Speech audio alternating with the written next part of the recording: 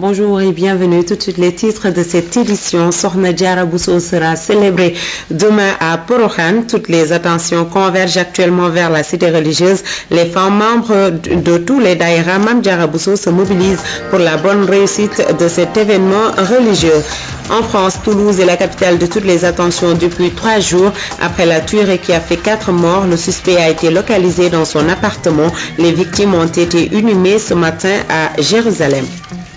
Bienvenue à cette édition de la mi-journée. La communauté musulmane s'apprête à célébrer le Magal de Porokhane dans moins de 24 heures. Ce Magal magnifie l'œuvre de Sokhna Diarra Bousso, la mère de Serigne Touba.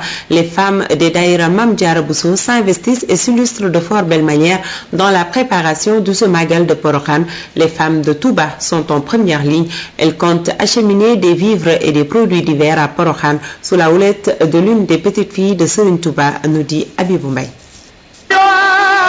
saa soo xamante ni bii màggalu Porokhane jub si na ñi nga xamante ni bii ñoo nekk ci ëhlu café maanaam daayira Mame Diarra Bousso Porokhane dañuy daal daje fa Touba ca kër soxna si di Maam Issa Mbacke bint Serigne Modou Fatou Khary Mbacke loolu lépp rek ngir daje fa ngir wane seen pas-pas ak seen yéene.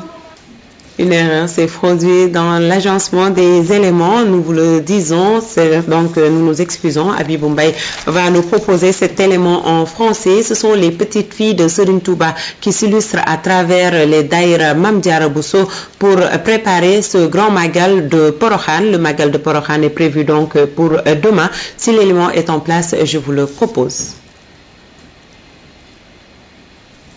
Donc, quelques difficultés avec cet élément, nous y reviendrons. La suite de ce journal, le round 11 du Fonds mondial de lutte contre le paludisme, la tuberculose et le sida a été suspendu. Cela va se traduire certainement par une baisse des ressources allouées. Cette révélation est du chargé de programme de l'Alliance nationale contre le sida en marge de la session de formation en faveur des élus locaux et des acteurs communautaires sur le leadership.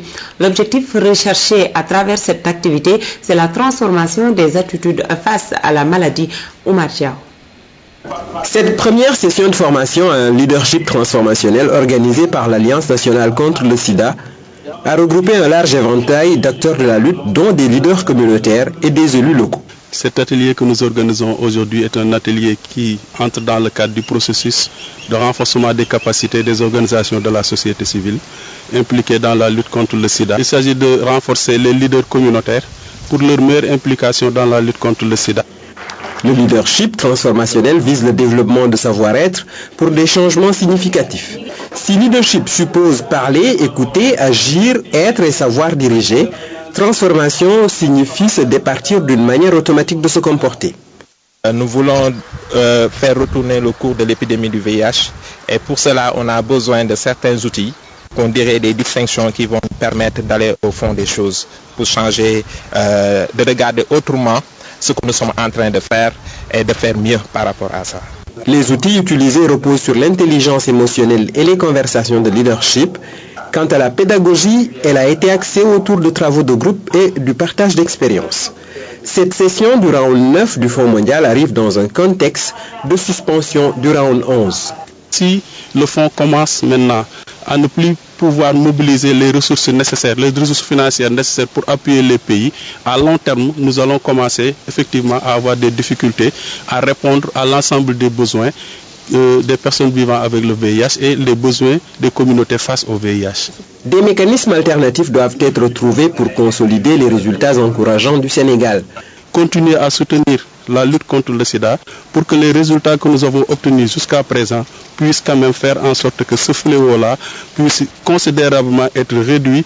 Ce programme se propose de générer une transformation individuelle des participants et s'étendre à leur communauté ou organisation.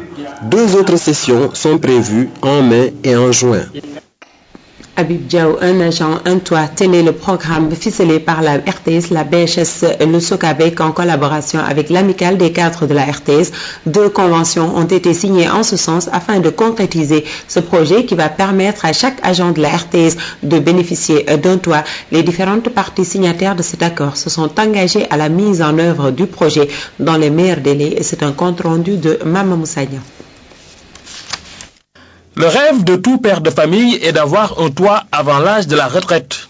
À la RTS, les agents l'ont bien compris et les cadres soucieux du bon cadre du personnel ont, avec la direction générale de la RTS, concrétisé le projet. Nous avons commencé à signer des contrats avec le concessionnaire EMG. Il ne reste plus que l'aval de la banque que nous attendons et que nous aurons incessamment.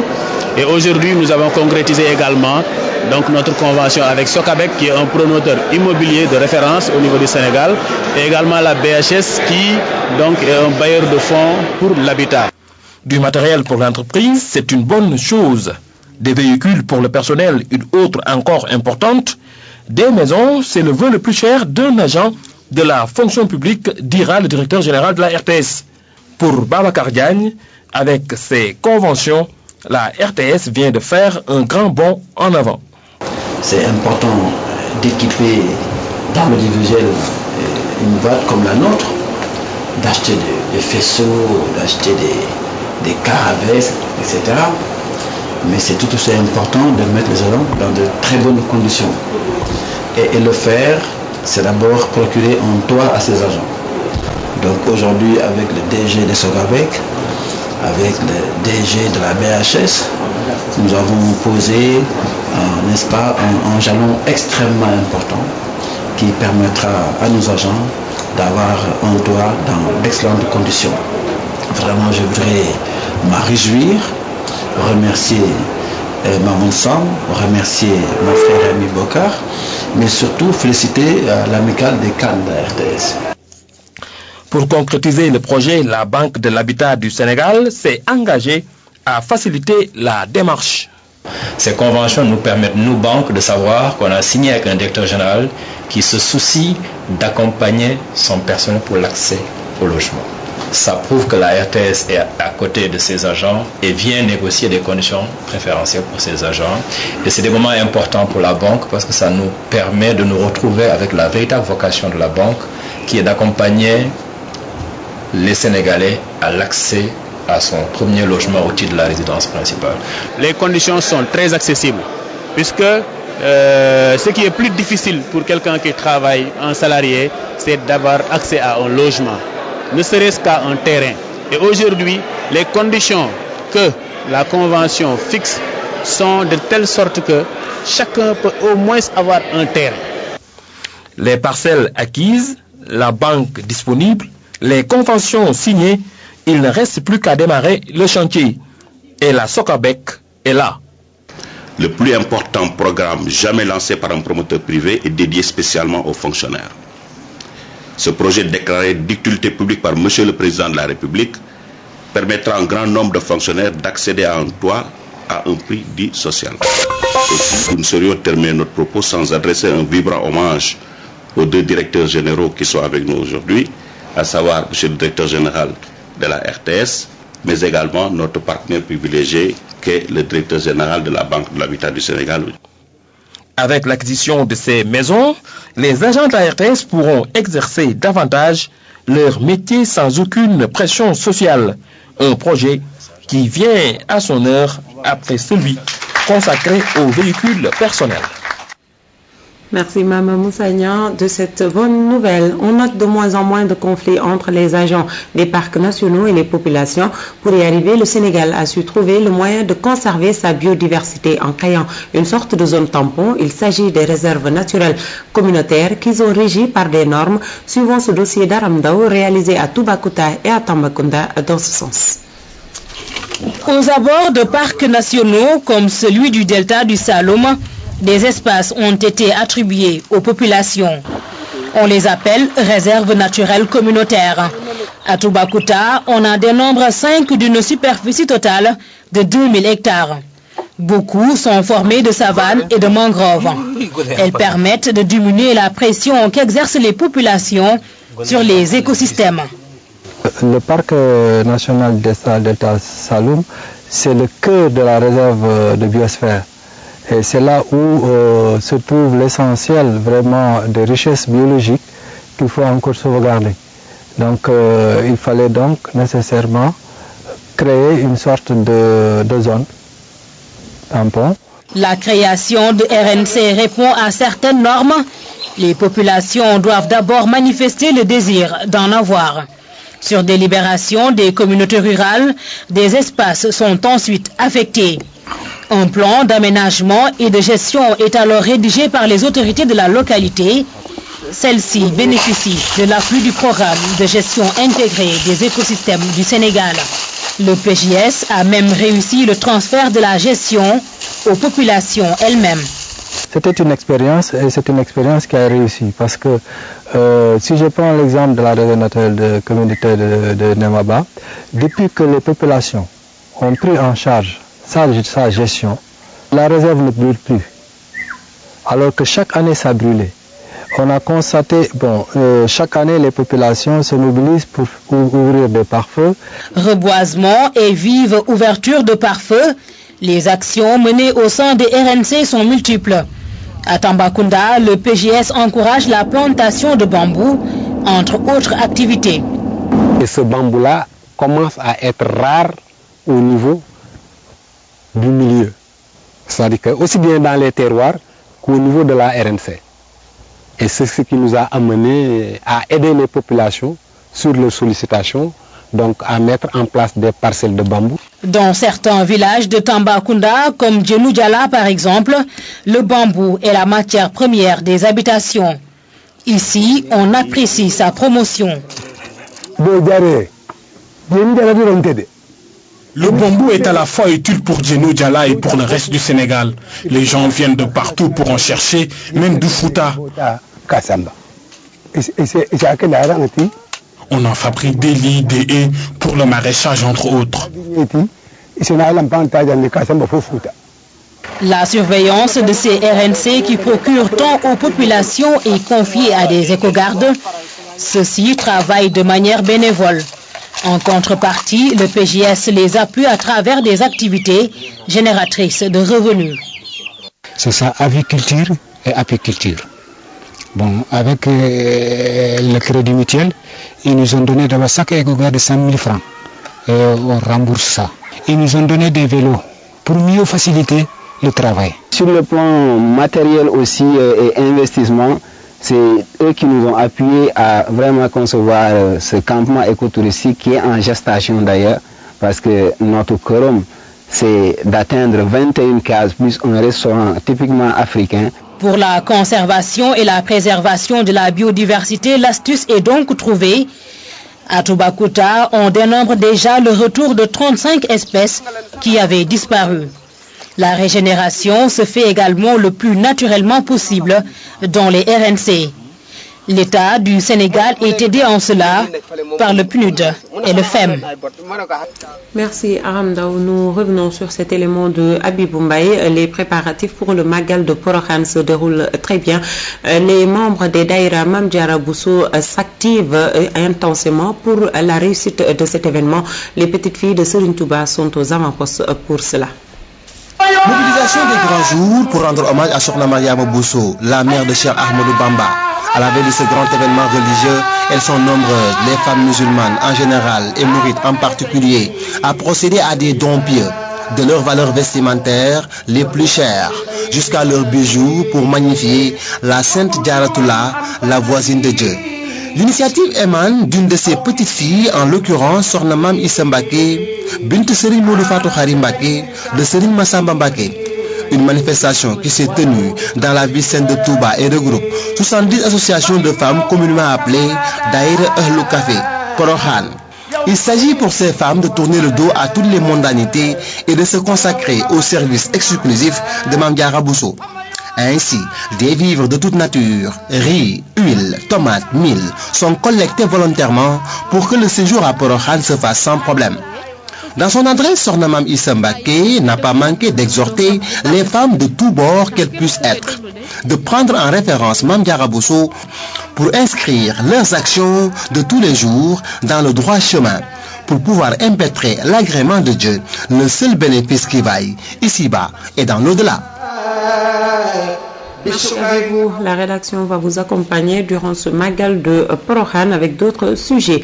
Le 6e Forum mondial de l'eau s'est tenu à Marseille du 12 au 17 mars dernier, ayant pris part à cette rencontre internationale comme acteur principal.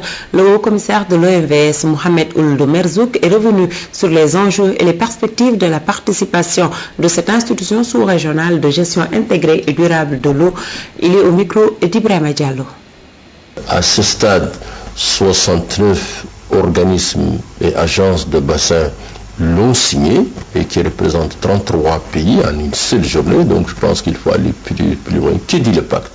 Il dit l'enjeu, c'est qu'il faut une meilleure gestion de la ressource en eau pour prendre en compte tous les défis qui lui sont associés, que j'ai évoqués tout à l'heure et qui sont un peu au cœur des préoccupations humaines. Il essaie aussi d'indiquer des principes. Principe de solidarité, principe de coopération, principe de dialogue, principe aussi d'une meilleure démarche inclusive qui permette à chacun des acteurs de se sentir participer à la construction d'une solution au niveau d'un bassin de données. Et donc en fixant ces repères-là, il indique aussi un chemin. Voilà le chemin qu'il doit falloir entreprendre. Et ce chemin-là est d'autant plus cohérent qu'il intègre à la fois l'échelle locale, bien sûr, il intègre l'échelle nationale, et puis une échelle transfrontalière. Et c'est ça l'enjeu de ce pacte-là, et je pense que c'est l'un des principaux acquis, l'un des principaux engagements du 6e Forum mondial de l'eau, dont le fil conducteur, encore une fois, c'est le Forum des solutions. Tout ce qui est écrit dans ce pacte, comme je l'ai dit, découle des expériences réussies. Et donc nous, on est déjà un bon élève dans le cadre de l'application de ce pacte avec d'autres. Il y a les agences françaises, il y a ce qui s'est fait au niveau de l'Amérique latine, il y a l'esquisse d'une nouvelle démarche en Asie, il y a le réseau euro-méditerranéen, il y a le réseau européen. Donc l'ensemble de ces réseaux-là participent de cela comme de nous, et donc ça c'est un acquis important. Non loin de Marseille, un homme de 24 ans serait l'auteur de la tuerie de Toulouse, une tuerie qui a fait 4 morts, dont 3 enfants. Ce jeune homme se réclamerait d'Al-Qaïda. Ce matin, les policiers français ont encerclé l'appartement dans lequel est retranché le suspect. Des échanges de tirs ont été entendus. En file indienne, bouclier à la main, les hommes du raid pénètrent dans le bâtiment. Le tueur présumé est retranché dans son appartement au premier étage ou au rez-de-chaussée. Les négociateurs de la police tentent de le convaincre de se rendre. Des coups de feu ont été échangés et immédiatement s'est engagée la négociation. Négociation dans le long terme, bien évident, puisqu'on connaît la personnalité de l'individu et on sait qu'il ne va pas se laisser faire et qu'il n'a aucune intention pour l'instant, en tout cas, de se rendre dans l'immédiat. Depuis le milieu de la nuit, les policiers ont bouclé la zone. Peu après 3 heures du matin, le raid lance l'assaut.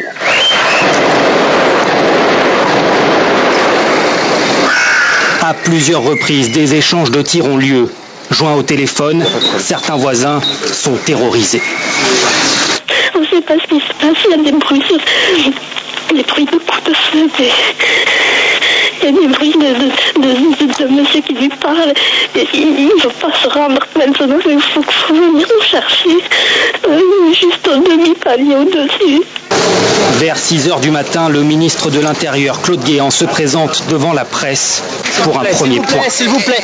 Dès que les policiers se sont approchés de la porte, l'individu qui est recherché a tiré à travers la porte. Un policier du RAID a été blessé au genou.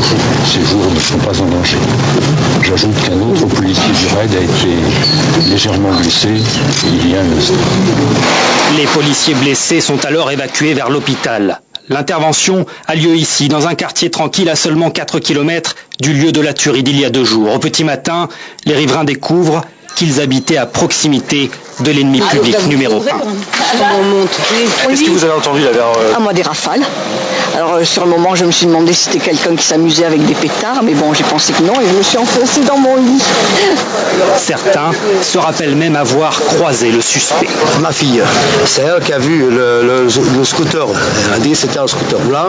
Le monsieur roulait doucement parce qu'il s'amusait dehors, là, en face du bâtiment, où il habite. Elle a dit, bon, c'est papa, c'était lui. Quand il a levé son casque, il avait des cicatrices. Bon, moi je ne l'ai jamais cru, moi je ne l'ai pas cru. C'est impossible qu'il habite là. Quoi. Et vous avez dit ça quand? Hier. Dans la matinée, les policiers ont fait sauter ce véhicule. Le tireur leur avait indiqué y avoir stocké des armes. Actuellement, les riverains présents dans l'immeuble du suspect sont évacués grâce à une nacelle des pompiers, puis conduits en sécurité grâce à un bus spécial. Une fois que l'immeuble sera vide, les policiers du RAID pourront envisager un nouvel assaut. Les réactions ont été nombreuses. Le président français Nicolas Sarkozy a condamné avec la dernière énergie cette situation et le responsable de la communauté juive, le grand rabbin, a évité tout amalgame.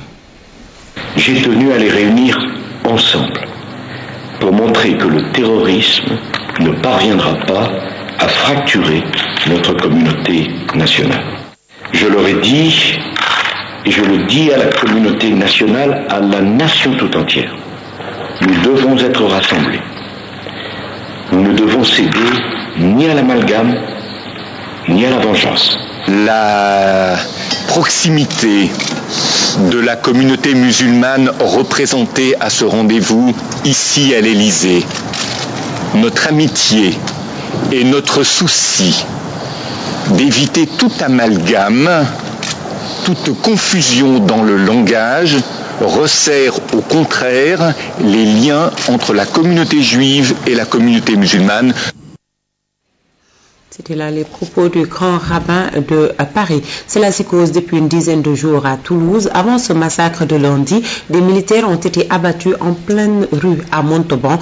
Retour sur cette vague de tueries. Quadrillage méthodique depuis lundi, et dans le quartier de l'école juive où a eu lieu la fusillade à Toulouse, des policiers par dizaines interrogeant les habitants à la recherche du moindre détail pouvant faire avancer l'enquête. Une enquête cherchant aussi à exploiter l'un des seuls éléments concrets disponibles, ce scooter de grosse cylindrée aperçu lors des 3 séries de meurtres, parfois noir, parfois blanc, peut-être le même, repeint ou recarrossé, sans doute volé il y a une quinzaine de jours à Toulouse. Toulouse, où le tueur commet son premier meurtre le 11 mars. La victime est un militaire qui voulait vendre sa moto et qui avait indiqué sa profession sur la petite annonce. L'homme, un sous-officier parachutiste de 30 ans d'origine marocaine, sera abattu sur le parking, lieu du rendez-vous. 4 jours plus tard, le 15 mars, à Montauban, 3 autres parachutistes sont visés, 2 sont tués, tous étaient d'origine antillaise ou nord-africaine. 4 jours encore, et lundi, dans cette école juive, le tueur abat un père, ses 2 enfants, puis une petite fille avant de blesser un jeune homme. On repère alors un élément qui peut aider à cerner sa personnalité. Il semble porter une caméra comme celle-ci sur le torse. Si l'homme arrêté ce matin est bien le tueur, il aura abattu en tout 7 personnes. Ainsi va le monde. Les femmes catholiques ont tenu 2 jours d'évangélisation à Kaolack. Les femmes Jeunesse Espérance se sont retrouvées pour inviter les fidèles catholiques au respect des enseignements de l'Église. Le thème de cette année, la 19e édition, était « Tu es mon Seigneur, mon plus grand bonheur ». Ibrahim Ndong a participé à cette rencontre. Elles sont nombreuses les délégations qui ont effectué le déplacement pour assister à ce week-end d'évangélisation des femmes catholiques dans le Saloum. C'est l'objectif, inviter les fidèles chrétiennes à faire des enseignements du Christ en viatique de tous les jours. Pour la circonstance, seules ces pages noircies aux paroles divines seront à l'honneur.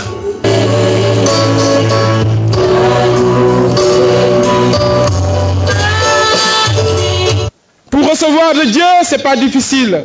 Il fait soleil, ceux qui sont au soleil reçoivent du soleil. S'il pleuvait, ceux qui sont sous les toits ne recevront pas la pluie. Pour recevoir du soleil, il faut être sous le soleil. Il faut aller vers le soleil. Pour recevoir de la pluie, il faut aller sous la pluie.